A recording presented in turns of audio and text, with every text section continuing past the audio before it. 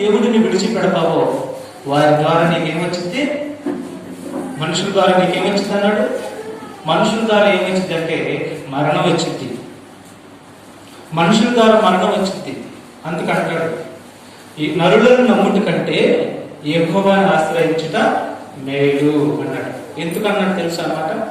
ఏ నరుడిని నమ్మినా ఏదో ఒక విధంలో నిన్ను మోసపరుస్తాడు. అన్నలు తమ్ముడిని మోసం చేశారు, బైబిల్లో ఉంది చరిత్ర. అన్న చెల్లెల్ని మోసం చేశాడు, బైబిల్లో ఉంది. తండ్రి కూతురుని మోసం చేశాడు, కూతురు తండ్రిని మోసం చేసింది. చూసారు ఇవన్నీ ఎట్లా ఉంది చూడండి. అలాగే అన్నదమ్ముల మధ్యన మోసం, అక్క చెల్లెల మధ్యన మోసం, తండ్రి కొడుకుల మధ్యన మోసం, తండ్రి కూతురు మధ్యన మోసం. ఎక్కడ చూసినా మోసం మోసం.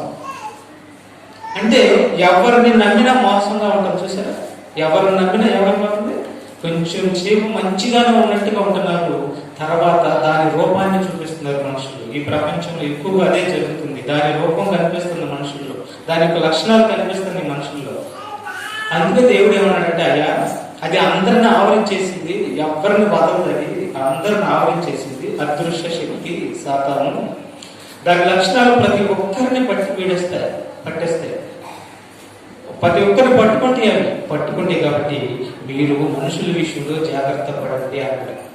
అనుమానమే లేదు, అందులో అనుమానమే లేదు. మనుషుల విషయంలో ఎలా ఉండాలంట? జాగ్రత్త పడండి. యేసుక్రీస్తు వారు కూడా అంటాడు, ఏమంటాడు? మనుషులను గురించి జాగ్రత్త ఏమి వద్దు అన్నాడా? మనుషుల గురించి జాగ్రత్త ఏమి వద్దు అన్నాడా? అనలా. ఏమన్నాడు? మనుషుల గురించి జాగ్రత్త పడుడి, మనుషుల గురించి జాగ్రత్త పడుడి అన్నాడు. ఎందుకంటే మనుషుల్లో సాతాను యొక్క విషం అనేది ఉంది. మనుషుల్లో సాతాను యొక్క లక్షణాలు ఇంక్లూడ్ అయిపోయినాయి, గతిచిపోయాయి. ఇప్పుడు ఏ మనుషుల్ని నమ్మినా, దేవుడి కంటే ఏ మనిషిని ఆశ్రయించినా ఖచ్చితంగా ఆ మనుషుల్లో ఉన్నటువంటి లక్షణాన్ని నీలో వచ్చేసేస్తాడు. దానికి చిన్న ఉదాహరణ, ఒక మనిషికి జబ్బు ఉందనుకోండి, చెబుతున్నా. అదంటే మీకు ఇది అర్థం కావాలంటే అది తెలియాలి కాబట్టి ఉదాహరణకి ఈ మాట నేను చెబుతున్నాను. ఒక వ్యక్తికి జబ్బు ఉంది, ఒక స్త్రీకే జబ్బు ఉంది అనుకోండి, ఉదాహరణ చెబుతున్నాను. ఆమెకి HIV ఉందనుకోండి, ఉదాహరణకి. ఏ జబ్బు లేనటువంటి అతను ఆమెతో వెళ్ళి తప్పు చేసినప్పుడు ఆమెలో ఉన్నటువంటి ఆ లక్షణం అనేది ఇతనికి వచ్చిందా రాదా? ఖచ్చితంగా వచ్చేసి. అలాగే మనుషులందరిలో పాపం అనేది, దేవుడికి వ్యతిరేకంగా చేసినటువంటి పాపం అనేది ప్రతి మనుషులో సాతాను ప్రవేశపెట్టింది. మనుషులో పాపం ప్రవేశపెట్టింది. అంటే దేవుడికి వ్యతిరేకంగా చేసే పాపం అంటే అర్థం ఏంటి? దేవుడిని నమ్మకపోవటమా? దేవుడిని నమ్మకపోవటం, ఆయన మాట చొప్పున నడవకపోవటం, ఆయన చిత్తం చొప్పున చేయకపోవటం, ప్రవర్తించకపోవటం, ఆయన ఆజ్ఞలను గైకొనకపోవటం, ఇవన్నీ కూడా పాపాలు. మరలా దేవుడిని నమ్మినాక ఆయన ఆజ్ఞలు ఏవైతే ఉంటాయో వాటిని అనుసరించి నడవకపోవడం, ఇవన్నీ కూడా పాపాలే. ఈ పాపాలన్నీ మనుషుల్లో అది ప్రవేశపెట్టింది. అందుకే యేసుప్రభువు ఏమన్నాడంటే, మనుషుల గురించి జాగ్రత్త పడి, గుడ్డిగా ప్రతి మనిషిని నమ్మాల్సిన అవసరం లేదు. యేసుక్రీస్తు వారు కూడా చాలా జాగ్రత్త తీసుకున్నాడు. పేతురు గారు ఏమంటాడు తెలుసు? ఒకసారి సాతానా అంటాడు. ఎందుకన్నాడు ఆ మాట? ఆలోచించండి మీరు. ఆయన మనసు అర్థం చేసుకోవాలి. వాక్యం మనం డెప్త్లోకి వెళ్తే కానీ వాక్యం అర్థం కాదు. ఒక మనిషిని చూసి సాతానా ఎందుకన్నాడు? మనకైతేనేమో అర్థం కాదు, ఆయన తెలిసిపోతుంది. మనిషి ఏమో చూస్తానికి బాగానే ఉన్నాడు, పేతురు గారు చూస్తానికి బాగానే ఉన్నాడు, కానీ లక్షణం కనిపిస్తుంది ఆయనలో. యేసు ప్రభు శిలువ మరణము నీకు దూరం అవుడు గాక అనే మాట మనకైతే బాగానే ఉంది. యేసు ప్రభు చూసేటప్పటికి నేను శిలువ మరణం ఆగకపోతే నీకు రక్షణ ఎలా వచ్చింది అంటే, శిలువ మరణం కాకుండా చేసేది ఎవరు? రక్షణ రాకుండా చేసేది ఎవరు? సాతాను. ఆయనలో ప్రవేశించి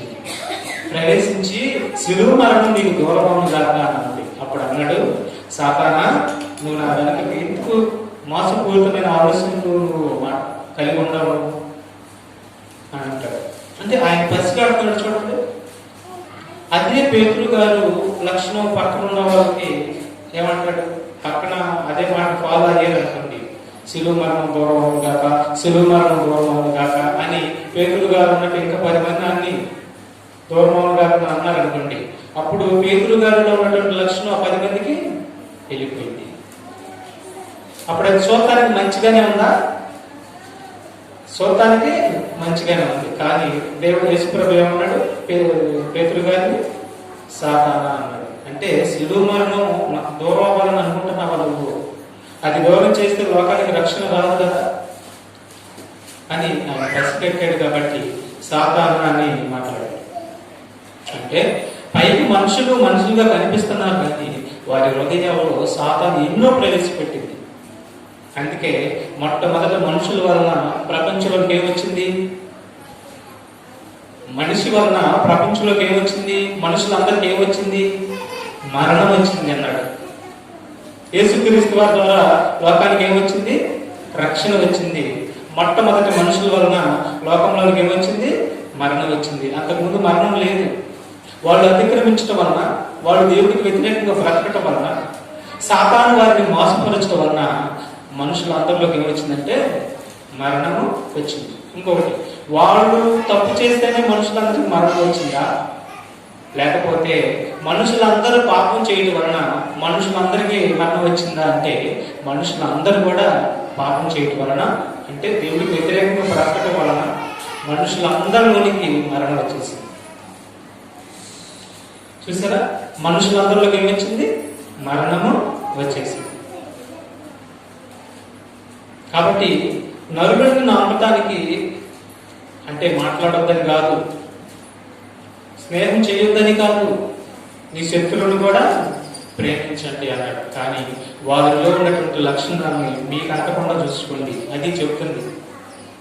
ఇక పాఠంలో ఉన్నటువంటి భావం ఏంటంటే వారిలో ఉన్నటువంటి లక్షణాలను మీకు అంటకుండా చూసుకోండి, వీరిలో ఉన్నటువంటి లక్షణాలను మీకు అంటకుండా చూసుకోండి. యేసు ప్రభు పాపులతో కలిసి భోజనం చేసాడు, కలిసి పానం చేసాడంటే నీళ్లు తాగాడు. కానీ పాపులతోనే కూర్చున్నాడు, పాపులకు సువార్త చెప్పాడు. కానీ వారి పాపం అనేది ఈయన చేయాల, ఈయన అనుసరించి నడవాల.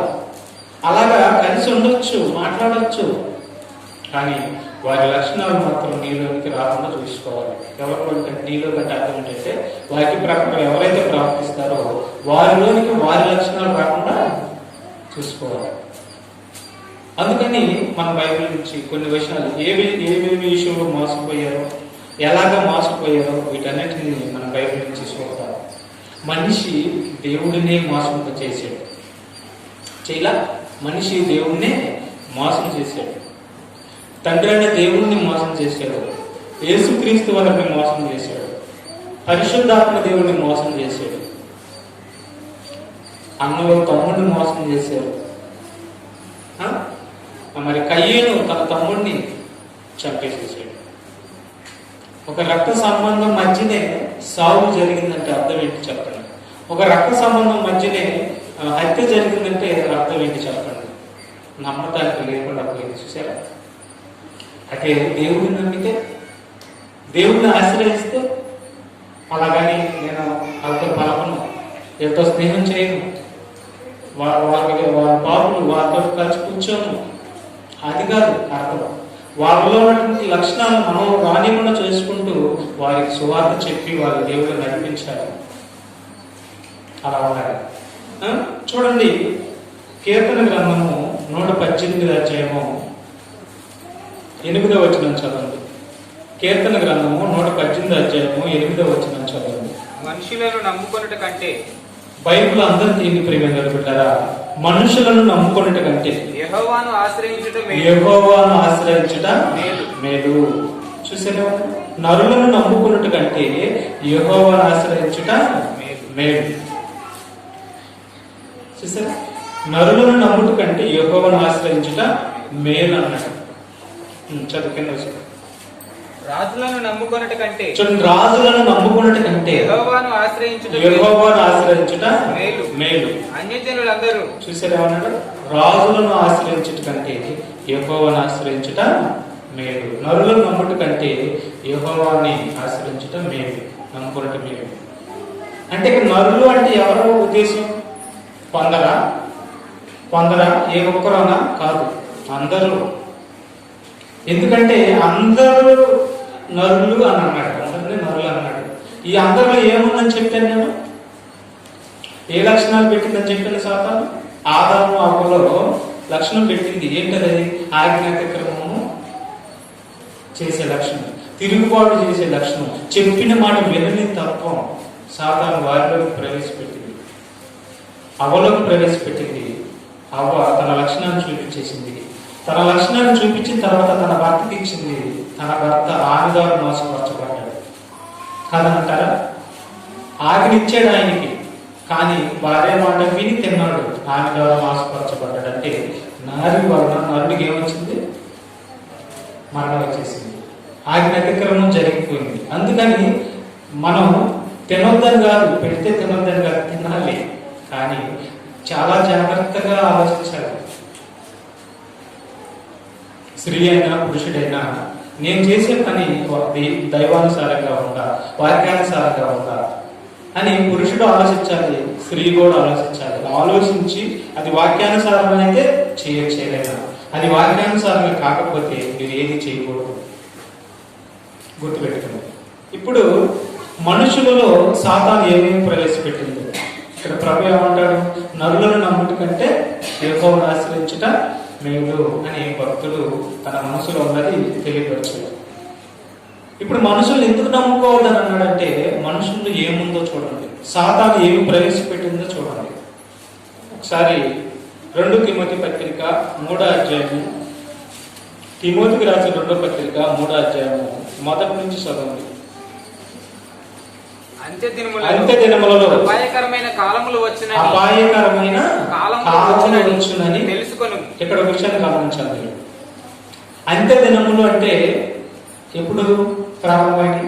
అంత్య దినములు అంటే ఎప్పుడు వస్తాయి? యేసుక్రీస్తుతోనే అంత్య దినాలు ప్రారంభమయ్యాయి. ఈ అంత్య దినములలో మనుషులు అపాయకరమైన కాలములు వచ్చునని, అంత్య దినములలో అపాయకరమైన కాలములు వచ్చునని తెలుసుకొను.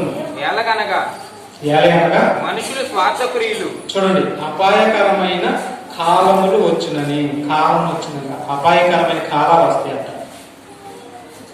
అంటే మనుషులు బట్టి కాలం అపాయకరమైనదా, లేదంటే కాలాన్ని బట్టి మనుషులు అపాయకరంగా మారారా? ప్రశ్న వచ్చింది మనకి. మనుషులను బట్టి కాలం అపాయకరంగా మారిందా? ఇది మనుషులను ఉద్దేశించి మాట్లాడుతున్నాడా, లేదంటే కాలాన్ని బట్టి మనుషులు అపాయకరంగా మారారా అని అంటే ఇక్కడ మనం ఆలోచిస్తే, కొంచెం లోతుగా ఆలోచిస్తే మనుషుల ప్రవర్తనే అపాయకరంగా మారింది, దానినే కాలం అని అన్నాడు. అర్థమైందా? దానినే కాలం అని అన్నాడు. అంత్య దినములలో అపాయకరమైన కాలములు వచ్చునని తెలుసుకొనుము. ఎలాగనగా ఆ అపాయకరమైన కాలం ఎలా ఉండిందంటే, అనగా మనుషులు స్వార్థ ప్రియులు, చూసారా? మనుషులు సింహము స్వార్థము అయినది అంటలా, సింహంలో స్వార్థం ఉందని అంటలా, ఒక పులిలో స్వార్థం ఉందని అంటలా, ఒక సిద్ధ పులిలో స్వార్థం ఉందని అంటలేదు, ఒక పావులో స్వార్థం ఉంది అని అంటలేదు. ఎవరిని అన్నాడు? మనుషులు స్వార్థప్రియులు, ధనాపేక్షులు. ఎందుకు పెట్టిందో చూడండి, ఎలాంటి లక్షణాలు కలిగి ఉండాలో చూడండి. మనుషులు స్వార్థప్రియులు, ధనాపేక్షులు, బెంకములాడువారు, అహంకారులు, దోషకులు, తల్లిదండ్రులకు అవిధేయులు, కృతజ్ఞత లేనివారు, అపవిత్రులు, అపవిత్రులు, అనురాగ రహితులు, అతిద్వేషులు, అపవాదులు. అంటే అపవాదం మీదేసేవారు, లేవు మీదేసేవారు, లేవు నిందలు మీదేసేవారు. అపవాదుకులు, అజితేంద్రియులు, క్రూరులు, మంచి వారిని ద్వేషించేవారు, ద్రోహం చేసేవారు. ద్రోహులు అన్నాడు చూడండి. సింహం ద్రోహం చేయదు, పాము ద్రోహం చేయదు, పక్షి ద్రోహం చేయదు. నీ కోసం ప్రాణం ఇస్తానే కానీ నీ ప్రాణం అయితే. ఇంకోటి, నువ్వు వాటి ప్రాణం తీస్తావేమోనని భయపడి వాటి రక్షణ కొరకు నీ మీద పడి కొన్ని సందర్భాలు నిన్ను చంపుతాయేమో కానీ కావాలని అవి నిన్నేమి చంపవు. పామైనంతే వాటి రక్షణ కొరకు నిన్ను కాటేసింది. దాన్ని తొక్కి అనుకో నిన్ను కాటేస్తుంది. అంతేగాని నేను పగబట్టి వెంటాడి చంపే గుణాలు వాటికి లేవు. కానీ మనుషులకు మాత్రం ఉన్నాయి. ద్రోహం చేసే గుణం ఉంది. మనుషులకి ద్రోహం చేసే గుణం ఉంది. చూడండి, మూర్ఖులు ద్రోహులు, తర్వాత మూర్ఖులు గర్వాంధులు దేవుని కంటే సుఖానుభవం ఎక్కువగా ప్రేమించేవారు. చూసేవాడు ఎవరికంటే ఎవరిని ప్రేమిస్తారంట? ప్రేమించటం అంటే ఇష్టపడటం. దేవుని ఇష్టపడతారంట? సుఖానుభవం ఎక్కువగా ఇష్టపడతారంట దేవుని కంటే. ఇప్పుడు ఈ సుఖానుభవాన్ని ఎక్కువగా ఇష్టపడే వారి మీద నువ్వు నమ్మిక ఉంచావా? ఇన్ని లక్షణాలు కలిగి ఉన్నటువంటి మనుషుల మీద మనుషులతో నువ్వు నమ్మకం పెట్టుకున్నావు. మనుషుల కోసం నమ్మకం పెట్టుకున్నావు. ఈ లక్షణాల్లో ఏదో ఒక లక్షణం నిన్ను తప్పకుండా మోసం చేసింది. మనిషి మంచోడే, స్త్రీ అయినా పురుషుడైనా మంచోడే, కానీ వారిలోనికి ఏ ప్రవేశపెట్టింది అర్థం చేసుకోండి. కొంచెం లోతుగా ఉంటాయి. నేను చెప్పే మాటలన్నీ కొంచెం లోతుగా ఉంటాయి, అర్థం చేసుకోవాలి. మనుషులు మంచోళ్లే, కానీ వారిలోకి ఏం ప్రవేశపెట్టింది? ఇదిగో ఈ లక్షణాలన్నీ వారిని హృదయంలోకి ప్రవేశపెట్టింది. ఆ హృదయంలో ఉన్నటువంటి లక్షణము ఏదో ఒకటి నిన్ను మోసం చేయాల్సిందే, అందులో అనుమానం లేదు. ఏదో ఒక లక్షణం నిన్ను మోసం చేసింది, ఏదో ఒక లక్షణం నిన్ను మోసం చేసేసింది. అందుకని ఈ లక్షణాలు కలిగి ఇంత తీవ్రత కలిగి ఉన్నటువంటి మనుషులు ఉన్నారు కాబట్టి వారిని నమ్మితే నిన్ను కాటేస్తారంట. అర్థమైందా? వారిని నమ్మితే నిన్ను ఏదో విషయంలో నిన్ను తొక్కేస్తారు, ఏదో విషయంలో నిన్ను మోసం చేస్తారు. నీకు మోసమే మిగిలింది కానీ నీకేం పట్టదు. అందుకని దేవుడు ఏమన్నాడంటే, సృష్టికర్త ఏమన్నాడంటే, నరులను నమ్ముట కంటే యెహోవాను ఆశ్రయించుట మేలు అన్నాడు.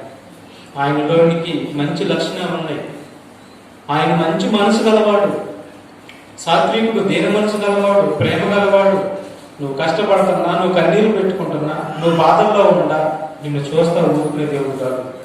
నిన్ను చేయి పెట్టుకొని పైకి నిలబెట్టి నడిపించేటటువంటి సాత్వికమైన మనసు గలవాడు దేవుడు.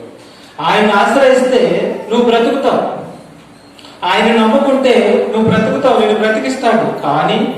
కానీ మనుషులలో ఎవ్వరి మీద దేవుడి కంటే ఎక్కువగా నువ్వు కానీ అభిమానము అభిప్రాయాలు పెట్టుకున్నా ఉంటే ఖచ్చితంగా చంపేస్తారన్నాడు. అందులో అనుమానమే లేదు. ఒక ప్రేమికురాలు ఒక ప్రేమికుడి మధ్యన విపారమైనటువంటి పెట్టుకునేది, ఆశ పెట్టుకునేది, ఖచ్చితంగా మోసం చేస్తారు. ఒక ప్రియుడు ఒక ప్రియురాల మీద ఆశ పెట్టుకుంటాడు, నమ్మకం పెట్టుకుంటాడు, ఖచ్చితంగా మోసం జరిగిపోతుంది. అలాగా తల్లి పిల్లల మధ్య మోసం, అన్నదమ్ముల మధ్య మోసం, అక్క చెల్లెళ్ళ మధ్య మోసం, కుటుంబాలలో మోసం, మనుషుల మధ్య మోసం, ఎక్కడ చూసినా మోసం. వాటితో పాటు ఇన్ని లక్షణాలు కలిగి ఉంటారు మనుషులందరూ కూడా. ఈ లక్షణాలు ఏదో ఒక లక్షణం మోసం చేసి అంటాడు. అందుకని జాగ్రత్తగా ఉండాలి. స్నేహితులు నమ్ముతారా? స్నేహితులు కూడా ఈ లక్షణాలు ఉంటాయి. లోపల లక్షణం ఉంటే దాని తత్వాన్ని చూపిస్తాడు. స్నేహితులు నమ్ముకొని ఉన్నప్పుడు కొన్ని కుటుంబాల్లో ఆ స్నేహితుల యొక్క భార్యను ఆశించిన వారు లేకపోవాలి. స్నేహితుగా ఉంటూ ఆ స్నేహితుని యొక్క భార్యను ఆశించిన వారు ప్రపంచంలో లేకపోలేదు. వార్తల్లో మనం ఎన్నో చూడకపోవాలి, చూసేవారు. చూసారా? ఎవరిని నమ్మినా మోసము, అన్నాడు. అలాగని వాళ్ళు పలకరించొద్దని కాదు, చూడి వాళ్ళని మాట్లాడొద్దని కాదు.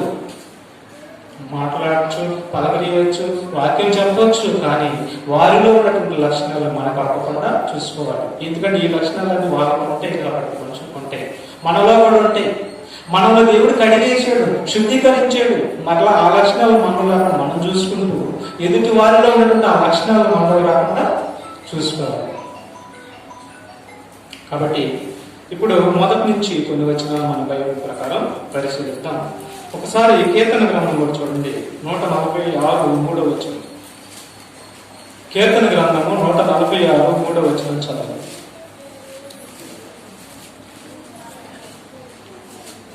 రాజుల చేతనైనను నరుల చేతనైనను చూడండి ప్రేమికుల బిడ్డలారా, రాజుల చేతనైనను నరుల చేతనైనను రక్షణ కలుగదు రక్షణ కలుగదు. కలగదు. చూసారా? వారిని నమ్ముకొనుకుడి. రాజుల చేతనైనను నరుల చేతనైనను రక్షణ కలగదు, వారిని నమ్ముకొనుకుడి.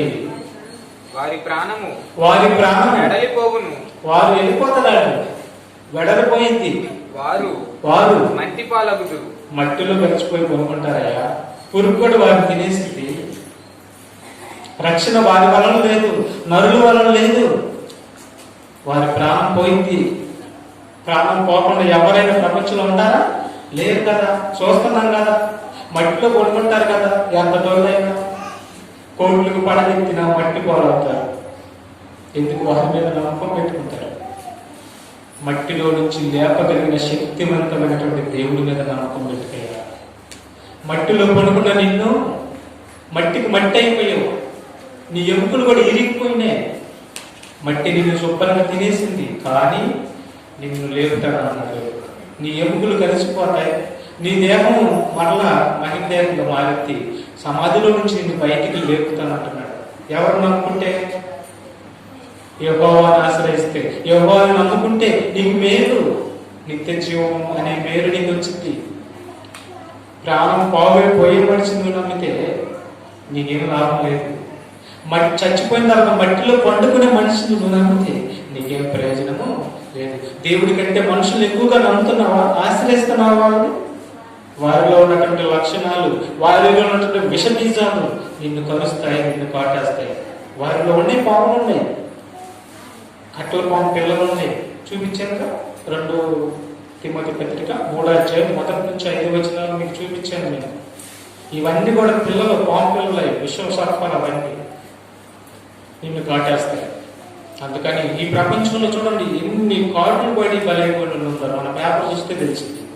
మనిషిని కాటేశాడు, స్త్రీని పురుషుడు కాటేశాడు, చంపేశాడు, మానవాళం చేశాడు. అబ్బో, ఎన్నో మనకి వార్తల్లో వింటూనే ఉన్నాం. మనం పేపర్ చూస్తే చాలు అన్ని బయటకు వచ్చేసాయి వింటగా. కాబట్టి మనుషుల్లో ఇంత భయంకరమైనటువంటి విషసర్పాలు లాంటి పాపాలు ఉన్నాయి. కాబట్టి ఆ పాపాలు ఏ పాపం అయినా సరే దీన్ని పాట చూసుకోవాలి. అందుకని నరులను నమ్ముట కంటే యెహోవాను ఆశ్రయించుట మేలు. రాజులను నమ్ముట కంటే వారి ద్వారా రక్షణ లేదు, వారి ద్వారా రక్షణ లేదు. వారి ప్రాణం వెడలిపోయింది, వారు మట్టిలో పండుకుంటారు. నచ్చదు. 3వ వచనం. రాజుల చేతనైన నరుల చేతనైన రక్షణ కలగదు. వారిని నమ్ముకొనుకుడి. వారి ప్రాణము వెడలిపోవును. వారు మంటి పాలగుదురు. వారి సంకల్పము నాడే నశించును. వారి మట్టి పాలు అయిపోతారు. వారి సంకల్పం అంతా కూడా నాడే నశించిపోతారు. వారి మీద నువ్వేమైనా పెట్టుకున్నావు సంకల్పం, ఆ సంకల్పం ఆనాడే నీ సంకల్పం కూడా నశించిపోతావు, వాళ్ళతో పాటు అయిపోతావు. ఇక నీకు మిగిలేదు ఏం లేదు. అదే దేవుడి మీద ఆశ పెట్టుకుంటే, దేవుడి మీద నువ్వు దేవుడిని ప్రేమిస్తే, దేవుడి కోసం నువ్వు బ్రతికితే నిన్ను బ్రతికిస్తాడు. మట్టిలో పండుకున్నటువంటి నిన్ను పైకి లేపుతాడు. సజీవుడు ఆయన, నువ్వు కూడా సజీవుడిగా నువ్వు లేపబడతావు. అందుకని యెహోవాను ఆశ్రయించడానికి మేలు అన్నాడు. ఆదికాండము చూడండి, ఆదికాండము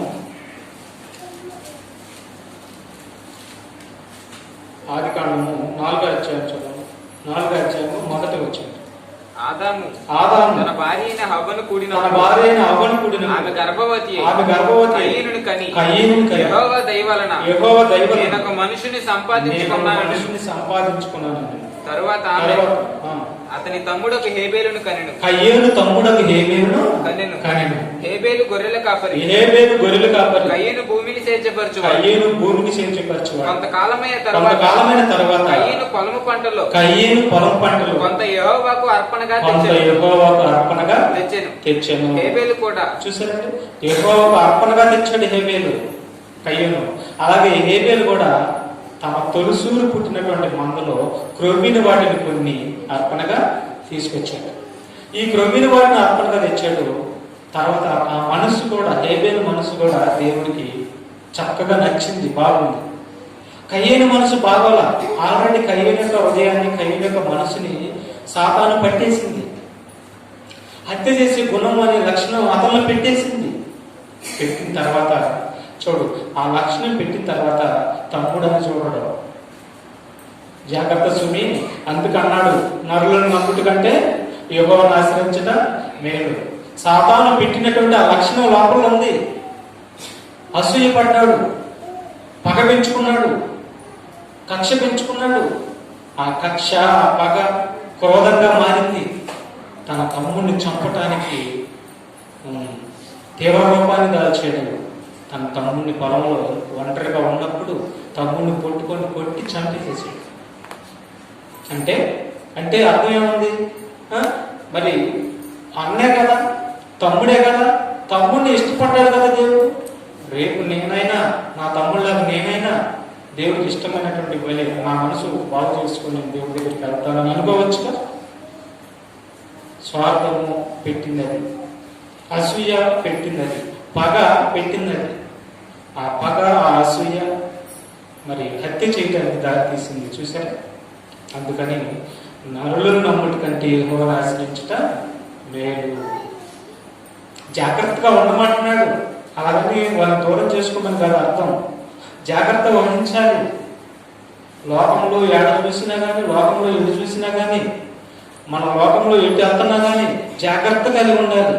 ఏ మనిషిని గుడ్డిగా నమ్మటానికి, పూర్తిగా దేవుని కంటే వారి మీద నమ్మకం పెట్టుకోవడానికి వీలు లేకుండా పోయింది ప్రపంచంలో. అందుకని ఆలోచించండి. ఇక్కడ 8వ వచనం చాలు, 7వ వచనం చాలు. 7:8 నీవు సత్క్రియ చేసిన ఎడల, నువ్వు సత్క్రియ చేసిన ఎడల తలనెత్తుకొనవా, సత్క్రియ చేయని ఎడల వాకిట పాపం పొంచి పొంచి ఉండును. నీ ఎడల దానికి వాంఛ కలుగును. నీవు దానిని ఏలుదువని అనెను. కయీను తన తమ్ముడైన హేబేలుతో మాట్లాడాడు. వారు పొలములో ఉన్నప్పుడు కయీను తన తమ్ముడైన హేబేలు మీద పడి అతన్ని చంపాను. చూసారా? అతను చంపేశాడు. అంటే ఒక అన్నదమ్ముల మధ్యని హత్య జరిగిందంటే ఆలోచించండి. అంటే అన్నదమ్ముల్ని నమ్మటానికి లేదా? కాలం ఎలా మారిపోయింది చూడండి. అన్నదమ్ముల్ని నమ్మటానికి లేకపోయింది. అదే దేవుడిని ఆశ్రయించినట్లయితే ఆ హత్య చేసేవాడు కదా కయ్యేడు. దేవుడిని ఆశ్రయించి తప్పు తెలుసుకొని పశ్చాత్తాపడి మరలా రెండోసారి నన్ను క్షమించాయని చెప్పి పశ్చాత్తాపడినట్లయితే ఆ హత్య చేసేవాడు కాదేమో కయ్యేడు. కానీ పశ్చాత్తాపడలేదు దెయ్యం, హత్య చేయించింది. కాబట్టి జాగ్రత్త పడాలన్నాడు. అన్నదమ్ముల మధ్యన హత్య జరిగింది అన్నాడు. తర్వాత అంటే తండ్రి అయిన దేవుణ్ణి ఆదాము అవ్వలు మోసం చేశారు. తర్వాత అన్నదమ్ముల మధ్య మోసం జరిగింది. ఇప్పుడు యేసుక్రీస్తు వారిని కూడా ఏం చేస్తున్నారు చూడండి ఒకసారి. యెషయా గ్రంథం 53:3 వచ్చింది. తండ్రిని మోసం చేశారు, మనుషులు మోసం చేసుకుంటున్నారు. ఇప్పుడు తండ్రి పంపించిన కుమారుడిని ఏం చేస్తున్నారు చూడండి. యెషయా గ్రంథం 53:3 వచ్చిన చదవండి. అతడు తృణీకరింపబడిన వాడును ఆయన. ఎవరు అతడు? అంటే ఎవరు అతడు యేసుక్రీస్తు వారు. అతడు తృణీకరింపబడిన వాడు ఆయన. మనుషుల వలన విసర్జింపబడిన వాడు. ఆయన విసర్జించారంట యేసుప్రభుని.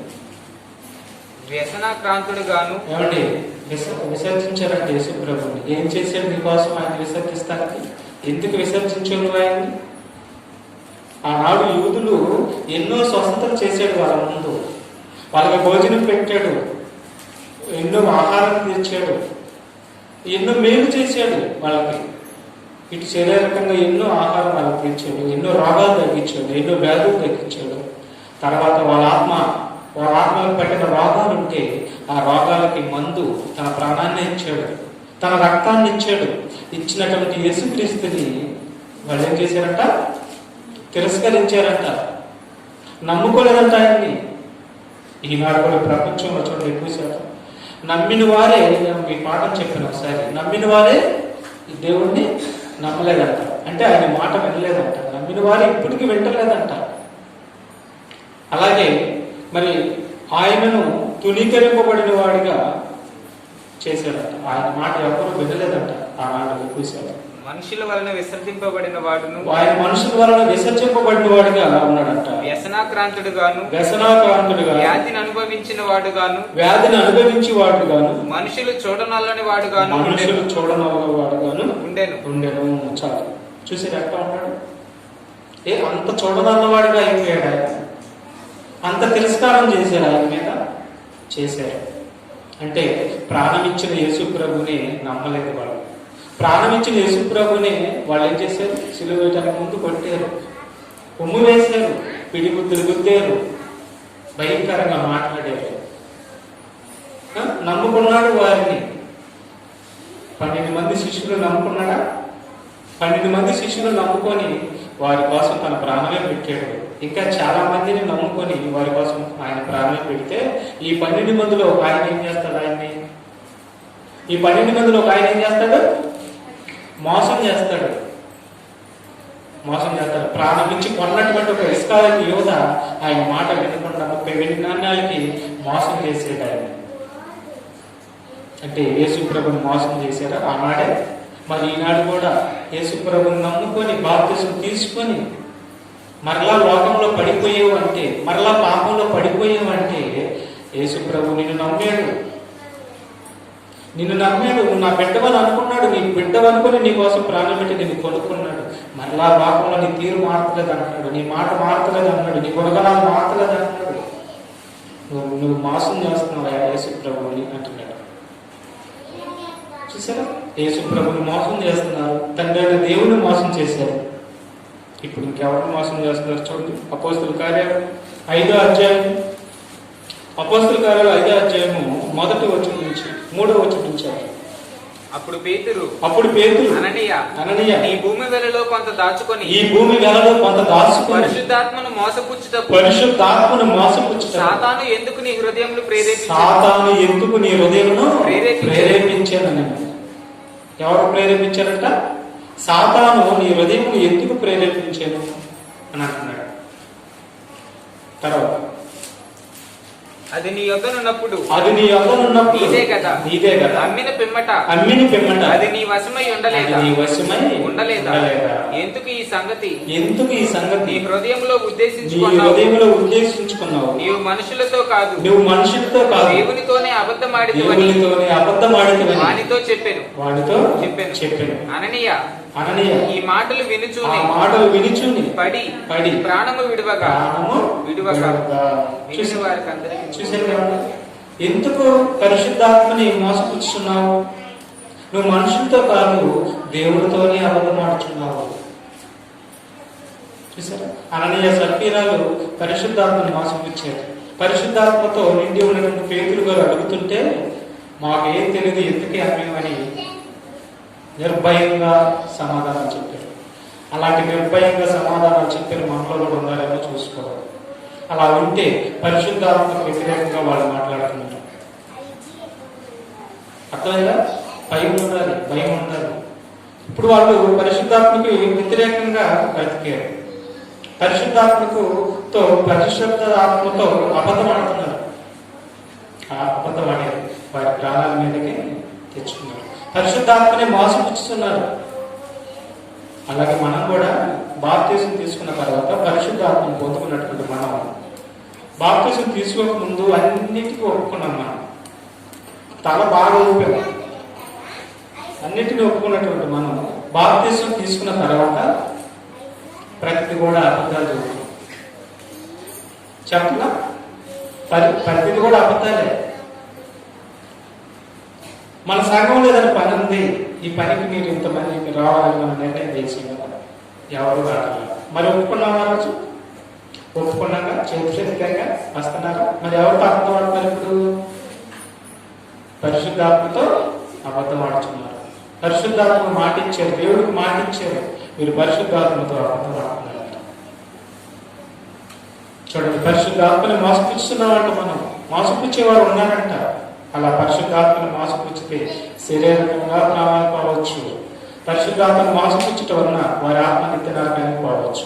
ఖచ్చితంగా ఈ రెండు జరుగుతాయి. అందుకని జాగ్రత్తగా ఉండాలి. దేవుడికి మాట ఇస్తే చచ్చిపోయినంత వరకు అది నెరవేర్చుకోవాలి, కానీ వెనకడుగు మాత్రం వేయకూడదు. వెనకడుగు వేసేవా నీ వెంపట చాలా పరిగెత్తుతాయి. నీ నీ వెనక వస్తాయి, చాలా వస్తాయి. మరణ సాధనాలు దొరుకుతాయి, నీ వెనక వస్తాయి. అందుకని వెనకడుగు మాత్రం వేయకూడదు. బ్రతుకటి క్రీస్తే చావైతే లాభము. కాబట్టి తండ్రిని మాట వినకుండా తండ్రిని దేవుడిని మోసపరుస్తున్నాడు. యేసు ప్రభుని మోసపరుస్తున్నారు. ఇంకా పరిశుద్ధాత్మని ఆనాడు మోసపరిచారు, ఈనాడు ఇంకా మోసపరుస్తున్నారు. మళ్ళీ మనుషుల మధ్య మనుషులు మోసం చేసుకుంటున్నారు. ఏంటి మోసాలు? అందుకన్నాడు, నరులను నమ్ముట కంటే దేవుణ్ణి యెహోవాను ఆశ్రయించటం మేలు. ఆదికాండం 37వ అధ్యాయం చదవండి. ఆదికాండం 37వ అధ్యాయం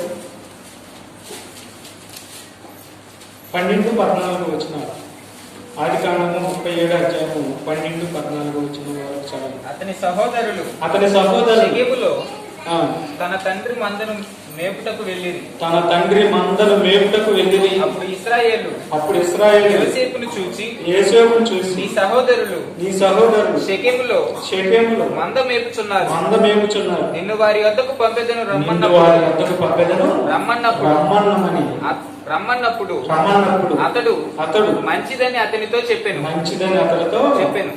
అప్పుడు అతడు నీవు వెళ్ళి నీ సహోదరుల క్షేమమును. ఏమండి, ఇక్కడ యేసేపు తన అన్నదమ్ముల యొక్క క్షేమాన్ని చూసినామని చెప్పి యాకోబు గారు చెబుతున్నాడు. క్షేమం చూసి వస్తానికి వెళ్తున్నాడు, వారికి ఆహారం తీసుకొని వెళ్తున్నాడు. ఈ అన్నదమ్ములు ఇతని మీద పగబట్టారు. ఎవరి మీద? యేసేపు మీద. మీరు మన వారం చూశారు కదా, పగబట్టేసి ఒక మంచి పెద్ద లోయలు వేసేసారు. అప్పుడు ఆ అన్నలో ఒక అన్న వచ్చి, అయ్యా మన సహోదరుని అలా చంపకూడదు, అలా పడేయకూడదు.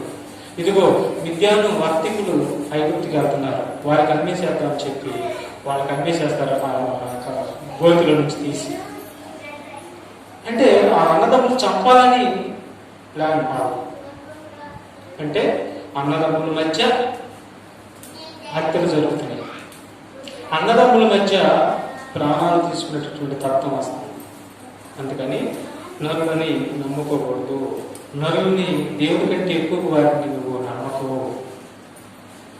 ఎవరిలో ఏ లక్షణం ఉందో నీకు తెలీదు, ఎవరిలో ఏ లక్షణం నిన్ను పాటిస్తుందో నీకు తెలీదు. ఆల్రెడీ లక్షణాలన్నీ ఇంక్లూడ్ అయిపోయి ఉన్నాయి, హృదయం నిండా నిండిపోయి ఉన్నాయి. అందుకని జాగ్రత్త అంటున్నాడు. సమూయేలు గ్రంథం చూడండి, 2 సమూయేలు గ్రంథము 13వ అధ్యాయము. 2 సమూయేలు గ్రంథము 13వ అధ్యాయము 4-5 వచనం చదువు.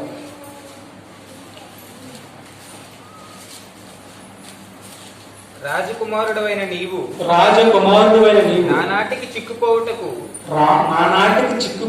హేతువేమి సంగతి నాకు తెలియజెప్పవా అని అమ్నోనుతో అన్నాడు. ఎవరైతే మొదటి నుంచి అతను ఒకసారి ఈ అన్నది ఎవరో. తర్వాత దావీదు కుమారుడు అబ్షాలోమునకు తామారు ఒక సుందరవతియకు సహోదరి ఉండగా దావీదు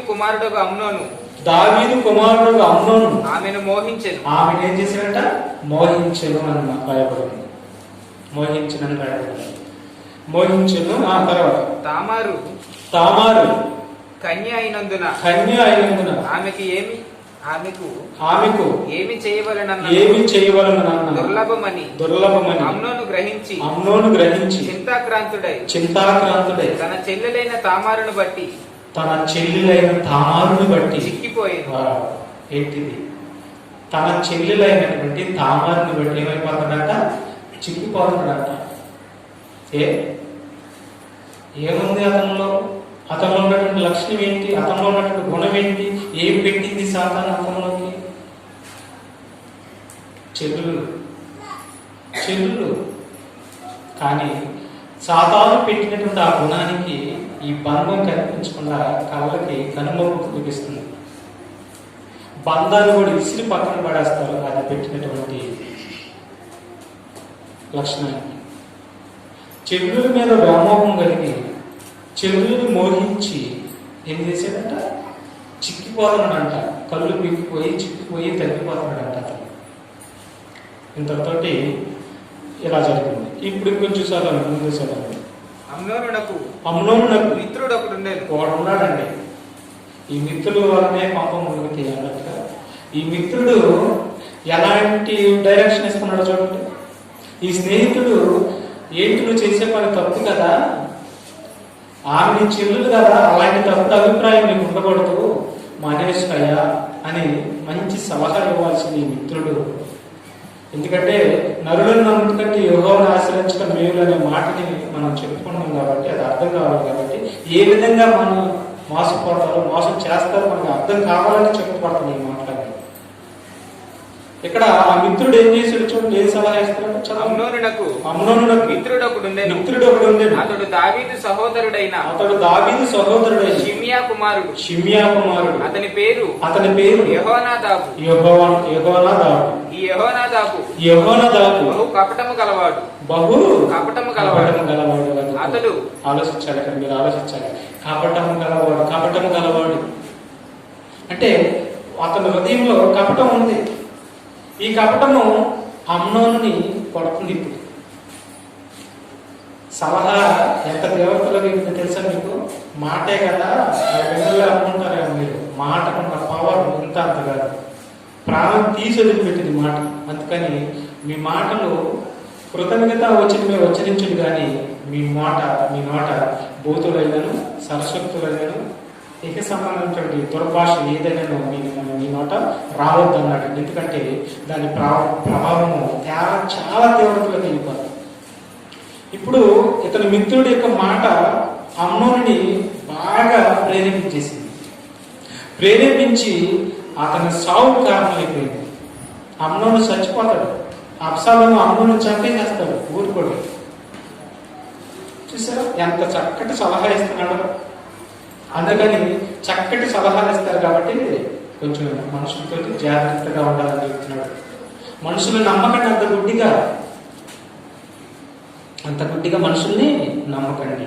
అమ్నోను అతడు రాజకుమారుడైన నీవు నానాటికి చిక్కుపోవుటకు హేతువేమి సంగతి నాకు తెలియజెప్పవని అమ్నోనుతో అనగా అమ్నోను నా తమ్ముడకు అబ్షాలోము సహోదరి అయిన ఎవరితో ఉన్నట్ట? అమ్నోను తమ్ముడంట. నా తమ్ముడైన అబ్షాలోము సహోదరి అయిన తామారును నేను మోహించి ఉన్నానని అతనితో అన్నాడు. చూసారు, అతనితో అన్నాడంట అమ్నోను. యెహోనాదాబు నీవు రోగివైనట్లు ఏం సలహా ఇస్తున్నాడంటే, ఇప్పుడు ఆమెను పొందుకోవాలంటే ఈ దళితులు ఇస్తున్నటువంటి సలహా ఎలా ఉందో చూడండి. నువ్వు రోగివైనట్టు వేషము వేసుకొని నటించు, నీ మంచము మీద పట్టుకొని నరులు నమ్మొద్దు, ప్రాణం పోతాయి అన్నాడంటే. ప్రాణం పోతాయి. ఎందుకంటే నరుల్లో సాతాను ఏం పెట్టింది? కపటం పెట్టింది. ఈ యెహోనాదాబు ఏం పెట్టింది? అది కపటం పెట్టింది. సలహా కూడా కపటంగా ఉంది. ఆ కపటం అనే బాణాన్ని విసిరేడు అన్యాయంగా బలైపోతాడు. ఈ అమ్మను చంపేస్తాడు, అబ్షాలోము చంపేస్తాడు. ఇతన్ని అంతకాదండి. దేవుడు భవిష్యత్తు తెలిగినటువంటి దేవుడు మనుషుల యొక్క హృదయాల్లో ఏముందో అని బాగా తెలుసు. మనుషులు ఎలాంటి కుట్రతో ఉంటారో, ఎలాంటి కపటంతో ఉంటారో, ఎలాంటి వేషధారులతో ఉంటారో హృదయ రహస్యాలు ఎరిగినటువంటి దేవుడికి బాగా తెలుసు. అందుకని హెచ్చరిక చెబుతున్నాడు మనకి, అయ్యా మీకంటే నాకు తెలుసు కదా, మీరు నేను చేసినటువంటి పిల్లలు, నాకు తెలిసింది మీకు తెలియదు కాబట్టి మీకు నేను తెలియపరుస్తున్నాను వినండి. నరులను నమ్ముటి కంటే యెహోవాను ఆశ్రయించుట మేలు. అమ్నోను నమ్ముకున్నాడు. తన సాటి సహోదరుడు యొక్క సాటి స్నేహితుడి యొక్క మాటని నమ్ముకున్నాడు. ఆ మాటే అతన్ని బలి తీసుకున్నది. ఏమని చెప్పాలి? తప్పు, అలా చేయకూడదు కదా, నీ సహోదరుడు చెల్లి కదా, నీకు చెల్లులేదు కదా, అలా చేయకూడదు కదా అని మందరించి, అవసరానికి ఒక దెబ్బ కొట్టైనా సరే మందరించి చేసి వెడం చేయాల్సింది పోయి మంచి సలహా ఇచ్చాడు. ప్రాణం తీసింది ఆ సలహా. తర్వాత ముందు చదువుకున్నారంటే అరుణాచల్ సభ ఉంటే ప్రాణం పోయింది. కాబట్టి ఎవరిలో ఏముందో తెలియదు, ఎవరిలో నిన్ను చంపే ఆశ ఉండే తెలియదు, ఎవరు ఏ దళితులకు సలహా ఇస్తారో తెలియదు. ఆ సలహా మనం ఎంత తీవ్రతలో తీసుకుని తెలియదు. అందుకని యెహోవా మీద నమ్మిక పెట్టుకోండి, యెహోవాను ఆశ్రయించండి, మీరు బ్రతికిపోతారు. అందుకంటే యేసు ప్రభు వారు ఏమంటాడు? భారం మోసుకొని ఉన్న సమస్త ప్రజలారా మీరు నా యొద్దకు రండి, నేను మీకు విశ్రాంతినిస్తాను. మీరు నరుల వైపు చూడొద్దు, మీరు మనుషుల వైపు చూడొద్దు, నా వైపు చూసి రక్షణ పొందుకోండి. నా వైపు చూస్తేనే మీకు రక్షణ. ఏ మనుషుల వైపు చూస్తే చస్తారు మీరు అని చెప్పేసి దానికి. ఎంత కపటలంటే అమ్మో, తీవ్రమైన కపటంతో ఉంటారండి. చూడండి, బైబిల్ చెబుతుంటే ఒక్కొక్క కపటం, ఒక్కొక్క వేషధారణ ఎంత బయటపడుతుంది చూడండి, అసలు మనుషులు ఎలా ఉంటారని. కాబట్టి మరో మాట చూడండి, త్వరగా ముగించుకుందాం. ఇంకా మీకా గ్రంథం 7వ అధ్యాయం 5వ వచనం చదవండి. మీకా గ్రంథం 7వ అధ్యాయం 5వ వచనం.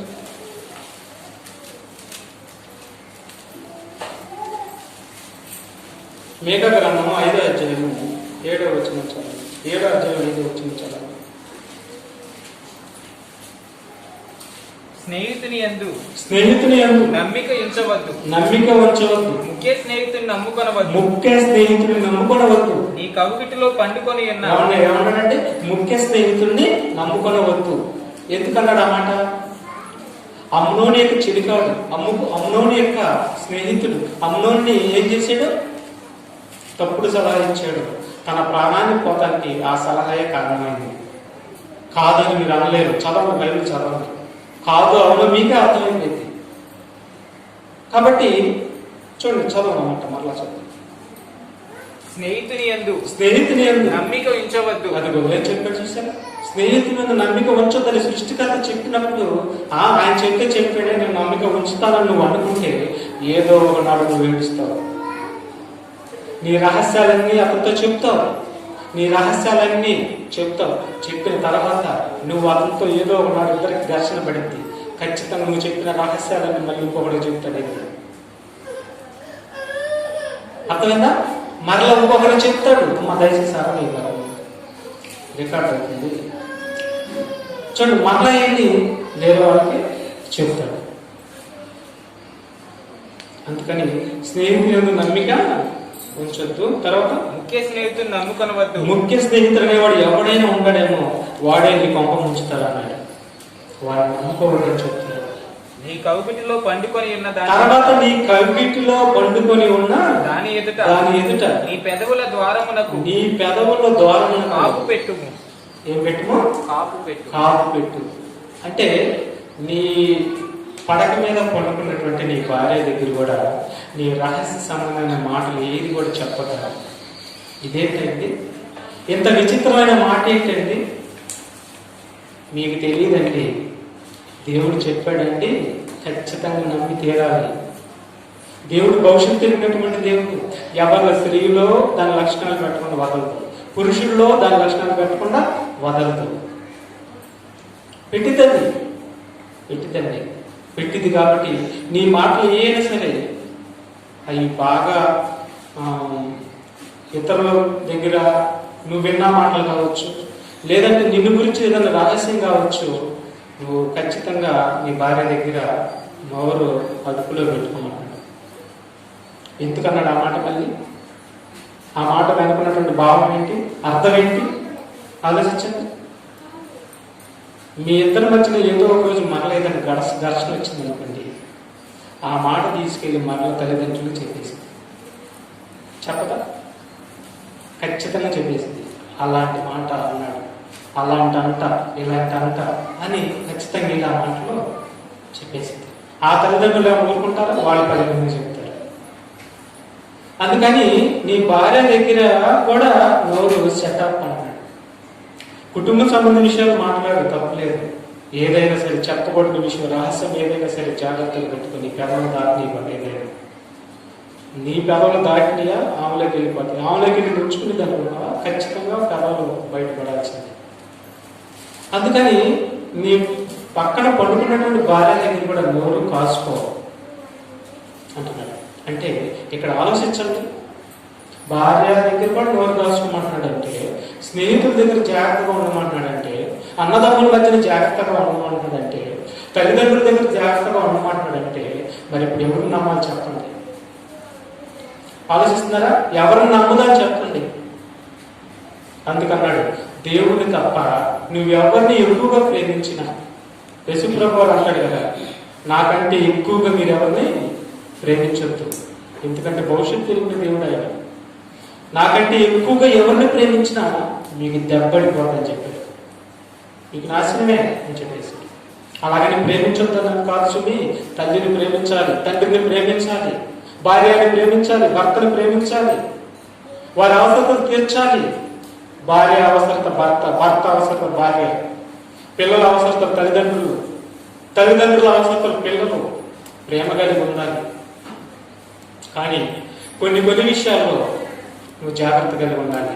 దేవుడి కంటే ఎక్కువగా వారిని నువ్వు ప్రేమించొద్దు. మొదటి ప్రియారిటీ దేవుడికి ఇవ్వమంచుకుంటున్నాడు. కాబట్టి ఇది మనం గుర్తు పెట్టుకోవాలి. తర్వాత మరో సందర్భం త్వరగా చూడండి. ఆదికాండం 39, ఆదికాండం 39 6 నుంచి చదువుకున్నాం. అతడు తనకు కలిగిన తంతయు. ఏమండి, మీకు చాలా సార్లు చెప్పాను, మరలా ఈ మాట మనకు పదే పదే వస్తాం. ఈమె పోతీఫర్ యొక్క భార్య.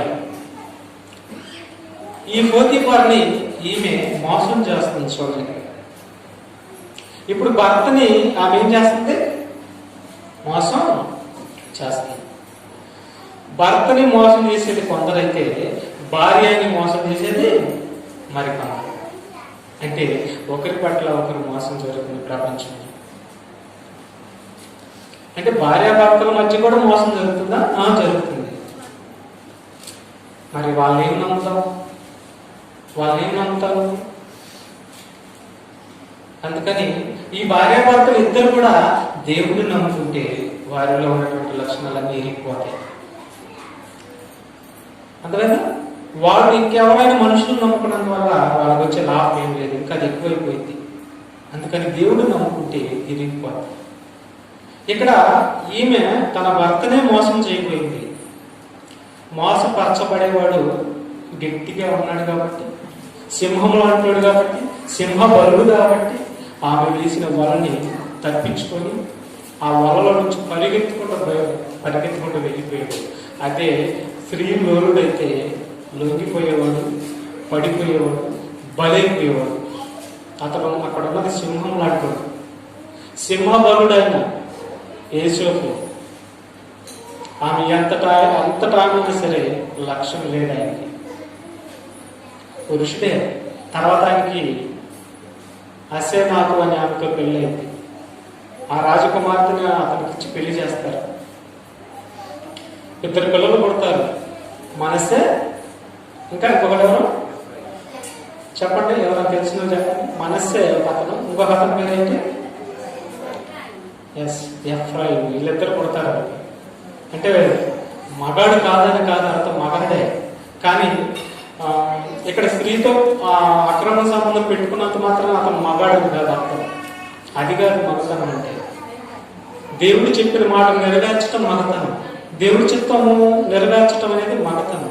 ఆ మగతనం అనేది యేసోపులో ఉంది. అందుకని ఆమెని కాలుతో ఫుట్బాల్ దండెత్తండి, పరిగెత్తడే కథ నుంచి, జాగ్రత్త నుంచి మీరు దూరంగా పరిగెత్తనని రాయబడింది బైబిల్. ఇక వెళ్ళిపోయాడు, పరిగెత్తడు, ఆమె నుంచి వెళ్ళిపోయాడు. తర్వాత ఆమె అక్రమమైన నేరాన్ని మోపింది, ఆయన మీద నిందను మోపింది. ఆ నిందను భరించాడు, శరసాల వేయబడ్డాడు. దేవుడు మాత్రం వదలలేదు. ఆయన న్యాయపక్షాన్ని ఉన్నాడు కాబట్టి, న్యాయంగా బ్రతికాడు కాబట్టి యేసోపు దేవుడిని వదలకుండా ఎలాంటి క్లిష్ట పరిస్థితుల్లో ఆయన తీసుకుని వచ్చి ఆ దేశానికి రాజుగా చేశాడు. కాబట్టి ఆలోచించిన పిల్లల పిల్లరా, నమ్మటం అనేది దేవుడిని నమ్ముకుంటే కుటుంబాలు బాగుపడతాయి, అన్నదమ్ములు బాగుపడతారు, స్నేహితులు బాగుపడతారు. ఆయన మీద నమ్మిక ఉంచి ఆయన మాట ప్రకారం ప్రవర్తిస్తే, నడిస్తే అందరూ బాగుపడతారు.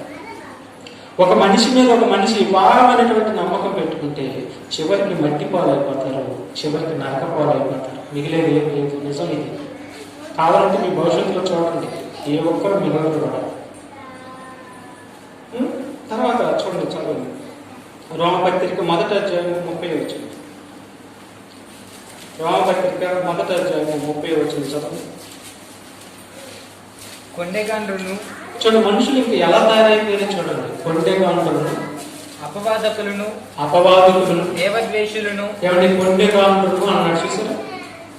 అంటే అమ్మ అరవకండి, ఇస్తారమ్మా అరవద్దు. కొండెగాండ్రును అంటే ఇక్కడ మాట అక్కడ చెప్పేవాడు.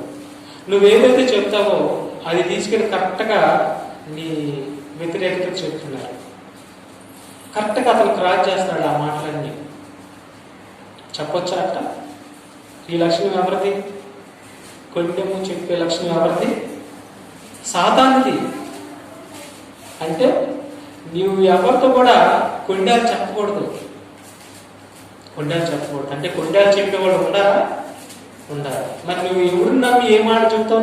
నువ్వు ఎవరి గురించి మంచిగా మాట్లాడాలన్నా, ఎవరి గురించి నువ్వు చెడ్డుగా మాట్లాడాలన్నా, ఏ మాట మాట్లాడాలన్నా కొండిగాలు ఉండాలి, కొండికెత్తలు ఉండాలి. నీ మాట చక్కగా వాళ్ళ చెవులోకి వెళ్ళిపోవాలి అంటున్నాడు దేవుడు. అంటే ఎవరిని నమ్ముతావు చెప్పు? నీ మాటలన్నీ కూడా యేసు ప్రభుతో చెప్పుకో. అర్థమైందా? ఎవరితో చెప్తావు? యేసు ప్రభుతో చెప్పుకో. నీ బాధ, నీ గోడు ఆ దేవుడితో చెప్పుకో. ఆయన ఎవరితో చెప్పడు. చెప్తారా? మనుషులకు చెబుతున్నారు. మరి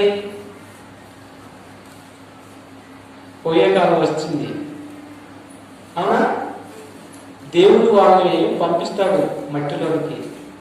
నచ్చని పని అది దేవుడికి. అసలు కొండెం అనేది ఎవరినైనా సరే, ఏదైనా సరే కొండలు చెప్పకూడదు. ప్రాణాలు పోతాయి కొండలు దెబ్బకి. మనుషుల మీద నమ్మకత్వాలు రావు ఇక్కడ. అందుకని కొండలు వద్దు, ప్రాణాలు పోతాయి. ఎన్నో విపరీతమైనటువంటి ఇవి జరుగుతాయి, నష్టాలు జరుగుతాయి. వద్దు. ఏదైనా చెడు మాట విన్నావా వదిలేసేయమంటాడు దేవుడు. అక్కడ వదిలేసేయండి, మంచిది నీకు మేలుకరమైనటువంటి మాటలు చెప్పు. ఇక వినకపోతే వదిలేసేయండి. మీరు ఇంకా అంతకుమించి ఏం చేయకూడదు. కొండలేమి చెప్పకూడదు. బ్రతకరు మీరు అలా చెబితే అంటున్నాడు. కాబట్టి ఈ కొండేముగారు, కొండగత్తలు, కొండగాళ్ళు ఉన్నారంట. ఎవరిని నమ్ముతావు చెప్పు? ఇప్పుడు ఎవరిని నమ్ముతావు చెప్పు? తర్వాత కిందకి రండి, మరో మాట చూద్దాం ముగించుకోలేక. యోహాను సువార్త 8వ అధ్యాయము 6వ వచనం చదవండి. యోహాను సువార్త 8వ అధ్యాయం 6వ వచనం. ఆయన మీద నేరము మోపవలెనని ఆయనను శోధించుచు ఇలాగున అడిగిరి. అయితే యేసు చూసారు ఎవరి మీద నేరం మోపాలని? యేసు ప్రభు మీదే నేరం మోపాలని. నేరగాళ్ళుగా మారిపోయారు, నిందలు మోపేవారిగా మారిపోయారు, నేరాలు మోపేవారిగా మారిపోయారు. చూడవచ్చు, కొన్నిగాళ్ళు గాను నేరం మోపేవాళ్ళు గాను, నిందలు మోపేవాళ్ళు గాను మారిపోతే ఎవరు నమ్ముతావో నువ్వు? ఈ ప్రపంచంలో మంచిగా ఉన్నట్టే ఉంటున్నారు, లక్షణాలు చూపిస్తున్నారు. మంచిగానే ఉంటున్నారు, మనతో నవ్వుతానే మాట్లాడుతున్నారు, లక్షణాన్ని గుణగణాలని ఖచ్చితంగా చూస్తున్నారు. ఏంటి? యేసు ప్రభుతో నవ్వుతానే ఉంటారు. యేసు ప్రభుతో కలిసి భోజనం చేశారు. వారిలో ఉన్నవాడు ఆయన్ని మోసం చేయలేదు. చివరికి వెండి నాణ్యాల కోసం ఆయన మోసం చేసేది ఆయన ఇస్కర దేవుడు.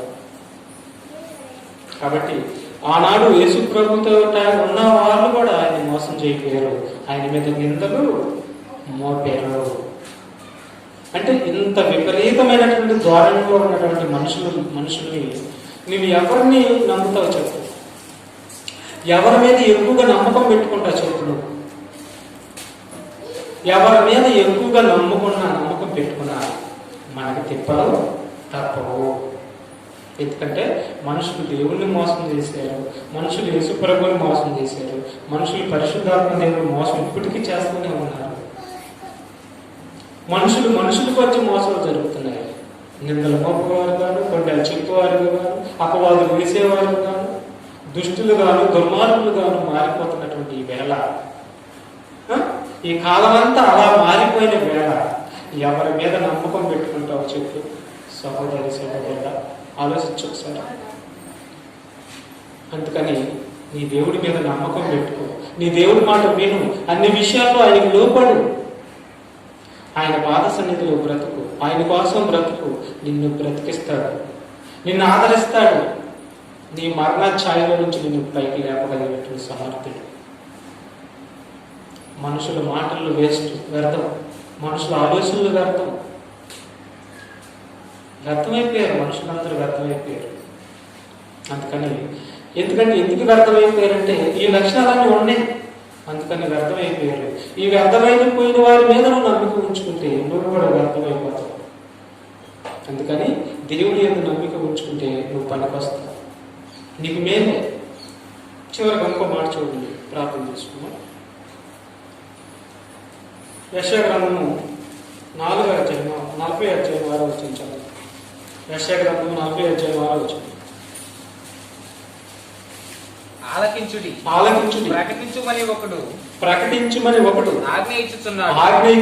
నేనేమి ప్రకటించునని మరి ఒకడు అడుగుచున్నాడు. సర్వ శరీరులు గడ్డి అయి ఉన్నారు. ఏమంటే శరీరులు అంతా ఏమై ఉన్నారంట? గడ్డి అయి ఉన్నారు. గడ్డిని నమ్ముతారు. గడ్డిని నమ్ముతారు. ఏం లేదు, ఎండిపోయింది, కాలిపోయింది. చూడండి, మీరు ఈ చుట్టుపక్కల గడ్డి ఉంది, చూడండి. అట్టగా 2 రోజులు ఆ గడ్డిని చూడండి, మీ కళ్ళ ముందే మాడిపోతుంది. మనుషులందరూ ఆ గడ్డిలాగా ఉన్నారంట. మనుషులు అంటే ఈ శరీరాలు ఆ గడ్డిని పోయి ఉంది. మంచిగా ఎండ 5-6 రోజులు కొట్టిందంటే, వడగాలి కొట్టిందంటే బగ్గలు ఎండిపోయింది ఆ గడ్డి. మీ కళ్ళ ముందు చెట్లు కూడా చూడండి, కొన్ని చెట్లు ఎండిపోతాయి. అలాగే మనుషులు అందరూ గడ్డిని పోలి ఉన్నారు. గడ్డి మీద నీకు నమ్మకం ఏంటి? అర్థమైందా? గడ్డి మీద నీకు నమ్మకం కాదు, గడ్డిని సిగిరింప చేయగలిగినటువంటి దేవుడు ఉన్నాడు. ఆయన మీద పెట్టుకో నమ్మకం.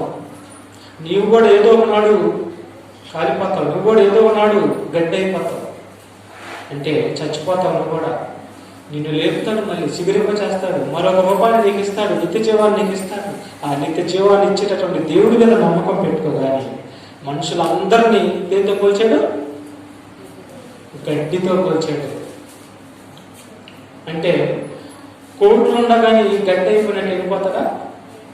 చెప్పండి, ఎవరైనా వెళ్ళిపోకుండా ఉంటారేంటి? కోట్లు ఉండగానే గడ్డి అయిపోతాడు.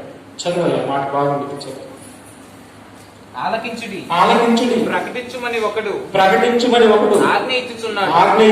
నేనేమి ప్రకటించునని మరి ఒకడు అడుగుచున్నాడు. సర్వ శరీరులు గడ్డి అయి ఉన్నారు.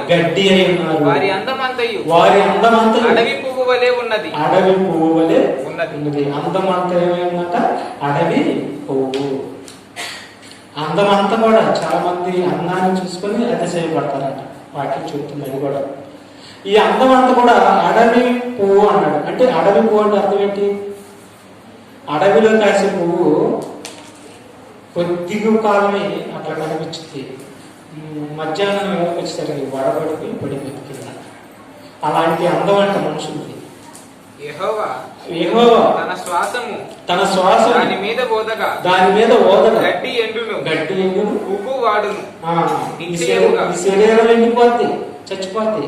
ఆ శరీరానికి ఉన్నటువంటి అందమైన పువ్వు కూడా రాలిపోద్ది. నిశ్చయముగా జనులు గడ్డి వంటి వారు. నిశ్చయముగా అనుమానమే లేదు. నిశ్చయముగా జనులు గడ్డి వంటి వారే. గడ్డి ఎండిపోవును, దాని పువ్వు దాని అందమంతా కూడా వాడిపోయింది. మన దేవుని వాక్యము వాటి వండర్ఫుల్ వాడండి. మన దేవుని వాక్యము నిత్యము నిలుచును. వాక్యము నిత్యము నిలుచును. వాక్యములో నువ్వు ఉంటే, వాక్యము నీలో ఉంటే నువ్వు కూడా నిత్యముగా నిలుస్తావు. ఏ మనుషులు నీలో ఉండా నువ్వు నిలవు. ఆడు గడ్డి లాంటి వాడు అయిపోతావు, నువ్వు కూడా గడ్డి లాంటి దాని వాడు అయిపోతావు. అందుకని దేవుడి వాక్యం నిత్యము నిలుచును. ఆ వాక్యం నీలో ఉంటే నువ్వు కూడా బ్రతికిన తిరిగి లేవబడతావు. వాక్య ప్రకారం నువ్వు ప్రవర్తిస్తే నువ్వు కూడా చచ్చిపోయిన కానీ నిన్ను తిరిగి లేపుతాడు. వాక్యము నిత్యము నిలుస్తుంది. ఆ వాక్యాన్ని నమ్ముకొని నువ్వు బ్రతికితే నువ్వు కూడా నిత్యము నువ్వు నివసిస్తావు పరలోకంలో. కాబట్టి చెప్పండి, నరులను నమ్ముట కంటే యెహోవాను ఆశ్రయించడం మేలు. ఒక మాట మొట్టమొదటి చదువుకుంటుంటే ఆ మాట చదువుకొని మనం ప్రార్థన చేసుకుందాం. కీర్తన గ్రంథము 146వ అధ్యాయము 3వ వచనం చదవండి. కీర్తన గ్రంథము 146వ అధ్యాయము 3వ వచనం. రాజుల చేతనైనను, జాగ్రత్తగా వినాలి మీరు ఈ మాట, విని విడిచిపెట్టే వారికి మనం ఉండకూడదు. రాజుల చేతనైనను నరుల చేతనైనను రక్షణ కలుగదు. వారిని నమ్ముకొనుకుడి. వారి ప్రాణము వెడలిపో. వారు మట్టి పాలగుదు. వారి సంకల్పము నాడే నశించును. మట్టి పాలైనప్పుడే, చచ్చిపోయినప్పుడే వారి సంకల్పం అంతా కూడా నాడే నశించును. అప్పుడే అయిపోతారంట. వాళ్ళ సంకల్పం అంతా నాడే నశించిపోతారంట. అంటే నశించిపోయేటటువంటి మనుషుల మీద నమ్మిక పెట్టుకోవద్దు. వారి మీద నమ్మిక పెట్టుకుని దేవుణ్ణి విసర్జించవద్దు. మోసం జరిగింది నీకు అన్నాడు. గడ్డిని పోలి ఉన్నాడు, నువ్వు కూడా గడ్డి అయిపోతావు. అదే వాక్యమైన స్థిరమైనటువంటి వాక్యము, నిత్యము నిలిచే వాక్యం మీద నువ్వు నమ్మకం పెట్టుకుంటే, యేసు ప్రభు మీద నువ్వు నమ్మకం పెట్టుకుంటే, ఆయన ఎలాగైతే తిరిగి లేచాడో, చనిపోయి తిరిగి లేచాడో, నువ్వు కూడా ఆయన నమ్మి ఆయన ఆజ్ఞల ప్రకారం నడుస్తున్నటువంటి నువ్వు కూడా చనిపోయిన దాన్ని నువ్వు తిరిగి లేపటానికి సమర్థుడు. కాబట్టి మనందరం తిరిగి లేవాలంటే యెహోవా యందు నమ్మకం ఉంచాలి. నమ్మటం అంటే అర్థం ఏంటి? అది కూడా చెప్తాను మాటలు. ఒక మాట చెప్పుకొని ముగించుకున్నాను. నమ్మటం అంటే అర్థం ఏంటి? అబ్రహాము దేవుణ్ణి నమ్మాను, అది అతనికి నీతిగా ఎంచబడ్డాడు. ఇంతకీ అబ్రహాం ఏమి నమ్మాడు చెప్పండి? నేను చూపించే దేశానికి వెళ్ళు అనే మాట విన్నాడు. ఆ మాట నమ్మాడు. నమ్మి సైలెంట్గా ఉన్నాడా? ఉండాల. చూపించే దేశానికి వెళ్ళాడు. అంటే క్రియ కూడా జరిగింది. చెప్పిన మాట విన్నాడు, ఆజ్ఞకు లోపడ్డాడు. అది నమ్మటం అంటే. మనం కూడా విని నేను యేసుప్రభు నమ్ముకున్నానని ఆయన చెప్పిన ఆజ్ఞల్లో ఏది కూడా నువ్వు పాటించుకుని ఉంటే నువ్వు నమ్మనట్టే. కాబట్టి మనందరం కూడా దేవుని యందు నమ్మిక ఉంచి ఆయన ఆజ్ఞల ప్రకారం నడిస్తే మనం కూడా చనిపోయినా కానీ తిరిగి లేవుతాడు. మరి మనందరం అలా ఉందాం. నరువుని నమ్ముటి కంటే యెహోవాను ఆశ్రయించటం మేలు. అదే నిత్య జీవం అనే మేలు. ప్రార్థన చేసుకుందాం.